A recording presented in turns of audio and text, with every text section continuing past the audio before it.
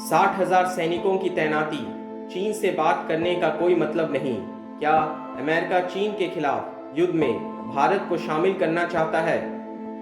Asia में हथियारों की रेस के अलावा भारत और चीन सीमा संरचना की रेस जीतने के लिए भी प्रयास कर रहे हैं, जो वास्तविक नियंत्रण रेखा LAC के विवादित रेखा के साथ सैन्य लाभ सुनिश्चित करेगा। जबकि चीन इस क्षेत्र में बुनियादी ढांचे के निर्माण में बेहद कुशल रहा है, भारत ने मनाली को लेह लद्दाख से जोड़ने वाले हिमालय क्षेत्र में अटल सुरंग का उद्घाटन करके अपनी कुशलता प्रमाणित किया है। यह न केवल दुनिया की सबसे लंबी राजमार्ग सुरंग है, बल्कि भारत के लिए संघर्षपूर्ण LAC को करीब लाने के लिए रणनीतिक महत्व भी रखती है। हालांकि चीन ने सुरंग के उद्घाटन पर अपनी नाराजगी प्रदर्शित की है, पर चीनी रिपोर्ट के अनुसार युद्ध के दौरान इसका कोई लाभ नहीं होगा, खासकर अगर भारत और चीन के बीच एक शस्त्र संघर्ष छिड़ जाता है। रिपोर्ट में आगे कहा गया है कि चीनी पीपल्स लिबरेशन आर्मी PLA में इस सुरंग को बर्बाद करने की क्षमता है। दिलचस्प बात यह है कि भारत और चीन के बीच जून में हुई झड़पों के पीछे की बड़ी वजह गलवान क्षेत्र में सड़क का निर्माण रहा है। हालांकि यह पहली बार नहीं था। 2017 में डोकलाम गतिरोध भी चीनी PLA द्वारा भूटान नियंत्रित पठार में बुनियादी ढांचे के निर्माण की कोशिश को माना जाता है। बीजिंग ने भारत पर विवादित क्षेत्र में लगातार सड़कों के निर्माण का आरोप लगाया है। नई दिल्ली ने यह भी दावा किया है कि चीनी सैनिक भारत के एक पश्चिमी हिमालय फ्लैश पॉइंट पर फाइबर ऑप्टिक केबल बिछा रहे थे। चीनी विदेश मंत्रालय के प्रवक्ता ने पिछले महीने कहा, दोनों पक्षों की आम सहमति के आधार पर किसी भी पक्ष को किसी भी गतिविधियों में सीमावर्ती क्षेत्र में शामिल नहीं होना चाहिए। उन्होंने आगे कहा कि चीन लद्दाख के केंद्र शासित प्रदेश भारत द्वारा अवैध रूप से स्थापित और सैन्य नियंत्रण उद्देश्य के लिए विवादित सीमा क्षेत्रों में बुनियादी ढांचे के निर्माण का विरोध करता है। भारत और चीन के बीच विवाद का एक और बिंदु दौलत बेग ओल्डी सड़क का विस्तार है, जो कि एक मौसम अनुकूल सड़क है जो साल भर उपयोग करने योग्य है और कर्राकोरम पास से केवल 20 किलोमीटर दूर है और चीन में LAC के समांतर है।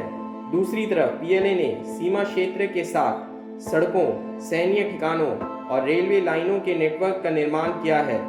जमीन से हवा में मार करने वाली मिसाइल और अत्याधुनिक फाइटर जेट को भी गरीगुंसा हवाई अड्डे पर तैनात किया है।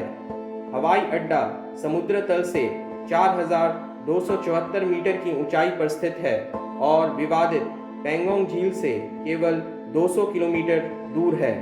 इस बीच अमेरिकी राष्ट्रीय सुरक्षा सलाहकार रॉबर्ट ओब्राइन ने कहा कि नई दिल्ली को यह स्वीकार करने का समय आ गया है कि वार्ता और समझौते चीन को अपनी तरीके बदलने के लिए राजी या मजबूर नहीं करेंगे।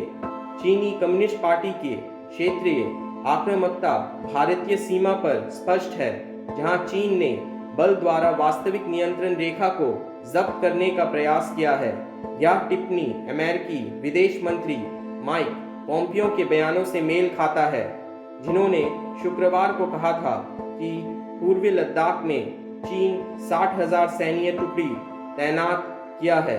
माइक पोम्पियो, जिन्होंने चीन के खिलाफ अमेरिकी राजनीतिक प्रयास का नेतृत्व किया है, इस सप्ताह के शुरू में टोक्यो में यह बात कही। अमेरिका का यह बयान भारतीय और चीनी सैन्य कमांडरों के बीच अगले दौर की बातचीत से कुछ दिन पहले आया है। विशेषज्ञों के अनुसार आदर्श रूप से अमेरिका भारत और चीन के बीच संघर्ष को व्यापक बनाना चाहता है, ताकि नई दिल्ली के पास अमेरिका के नेतृत्व वाले एशिया ब्लॉक और बीजिंग के खिलाफ क्वाड में शामिल होने के अलावा कोई विकल्प ना हो। 60,000 या 6 लाख LAC पर चीनी PLA सैनिक हो।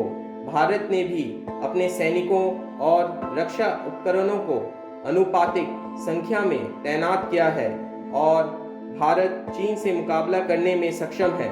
समस्या यह है कि चीन दुनिया की दूसरी सबसे बड़ी अर्थव्यवस्था है और भारत के सबसे बड़े व्यापारिक भागीदारों और देश में निवेश का एक प्रमुख स्रोत है। भारत किसी भी कीमत पर चीन के साथ अपने संबंधों को खराब करना नहीं चाहेगा, झड़पों के बावजूद, जबकि अमेरिका अपने बयानों के माध्यम से नई दिल्ली को अपनी ओर करने और अधिक हथियार बेचने का एक और प्रयास कर रहा है। अगर आपको यह वीडियो पसंद आया हो तो नीचे दिए हुए सब्सक्राइब बटन को दबाकर हमें सब्सक्राइब करें और बेल आइकन को दबाना ना भूलें लेटेस्ट वीडियोस की सबसे पहले जानकारी प्राप्त करने के लिए।